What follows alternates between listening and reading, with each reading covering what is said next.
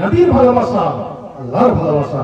নবীর পরে আল্লাহ ওয়ালার স্থান, আল্লাহর ওলির স্থান, নায়েবে নবী, নায়েবে মুস্তাফা, কামলিওয়ালা, আল্লাহওয়ালা, ভারতবর্ষের বুকে যিনি আতায়ে রাসূল, খাজায়ে খাজাগান, হিন্দাল ওলি গরিবে নওয়াজ রাদিয়াল্লাহু তাআলা আন, তিনি ভারতবর্ষের বুকে ইসলাম নিয়ে এসেছেন, ইসলাম প্রচার করেছেন।